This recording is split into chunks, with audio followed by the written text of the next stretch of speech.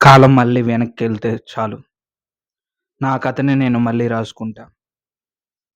నా కథని నేను మళ్ళీ మార్చుకుంటా. నువ్వు పరిచయమైన రోజులు, నువ్వు చూపిచ్చిన ప్రేమ, ఇవన్నీ మళ్ళీ కావాలని, జీవితాంతం ఉండాలని రాసుకుంటా. మనం గొడవ పడిన క్షణాలు చెరిపేస్తా. మనం గొడవ పడి విడిపోదాం అనుకున్న రోజులు ఆపేస్తా. నా వాళ్ళని నేను కాపాడుకుంటా. వాళ్ళు చేసే ప్రతి పని, వాళ్ళు ఏం ఆలోచిస్తున్నారో, ఎలా చేస్తున్నారో, వాళ్ళ జీవితంలో ఏం జరుగుతుందో ప్రతి ఒక్కటి తెలుసుకొని, నా వాళ్ళని నేను కాపాడుకుంటా. నిన్ను కాపాడుకుంటా. నా జీవితాన్ని బాగు చేసుకుంటా. కాలం వెనక్కెళ్తే చాలు. బాల్యం నుంచి బాగుపడేంత వరకు అంతా బాగా మంచి జరగాలని కోరుకుంటూ ప్రతి ఒక్కటి, ప్రతి అక్షరం ఆనందంతో రాసుకుంటా. కానీ అలా రాసుకునేప్పుడు చిన్న కన్నీరు జారి ఆ పుస్తకంపై పడితే ఆ అక్షరాలు మళ్ళీ చెడిపోతాయి. జీవితం కూడా అతలాకుతలమవుతుంది. నువ్వెంత రాసుకోవాలని ట్రై చేసినా సరే, ఎంతకాలం వెళ్ళాలనుకున్నా సరే, ఏదో ఒకటి బాధుంటుంది. ఏదో ఒకటి మైనస్ పాయింట్ ఉంది. మళ్ళీ ప్లస్ పాయింట్స్ వస్తాయి. అంతేకానీ ప్రతి ఒక్కటి మార్చుకోవాలి. ప్రతి ఒక్కటి బాగు చేసుకోవాలి అనుకుంటే, నువ్వు బాగు చేసుకునే దాంట్లో కూడా లోపాలు జరుగుతాయి. నువ్వు బాగు చేసుకునే దాంట్లో కూడా తప్పు జరుగుతుంది. ప్రతీదీ నీ కంట్రోల్‌లో ఉండదు.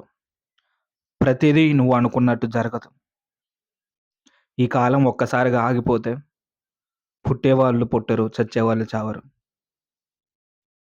నువ్వు ఒక్కడివే ఉంటావు. నీలాగా చాలామంది ఉన్నా కూడా నీ బ్రతుకు నువ్వు బ్రతుకుతావు.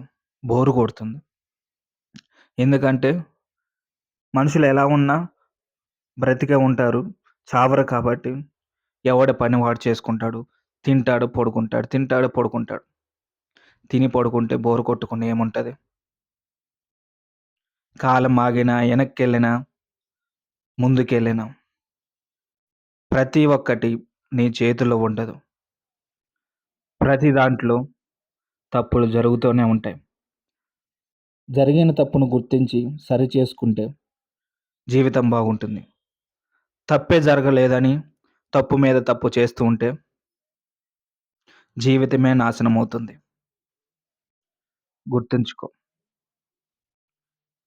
వెనక్కెళ్ళినా, ముందుకెళ్ళినా ఏది తిరిగి రాదు. వెనక్కెళ్ళటం జరగదు. ముందుకెళ్ళింది వెనక తిరుగు చూసుకుంటే అది గొప్పదానిలాగా అనిపించాలి కానీ, చెత్తదానిలాగా ఇంకా అలాంటి రోజులు రావు అనుకోకుండా జరగకూడదు. వెనక్కి తిరిగి చూసుకుంటే అలాంటి రోజులు మళ్ళీ ఎప్పుడొస్తాయా? ముందు ముందు రోజులున్నాయా? ముందు ముందు రోజులు అలానే జరుగుతుందా? అని గొప్పగా ఫీల్ అవ్వాలి. జీవితం అంటే అదే. జీవితంలో ముందుకెళ్ళాలి. ఏదొచ్చినా మోసుకుంటూ, భరిస్తూ సాగాలి. నీతో ఎవరొచ్చినా రాకపోయినా వచ్చేవాళ్ళు వస్తా ఉంటారు. నీ భార్య అయినా ఎవరైనా కొంతవరకే. ఎప్పుడో ఒకసారి ఆగిపోవాల్సిందే. ఏదో కారణం చేత ఆగవలసిందే. తప్పుకోవాల్సిందే. ఎవడి జీవితం వాడిది. ఎవడు ప్రయాణం వాడిది.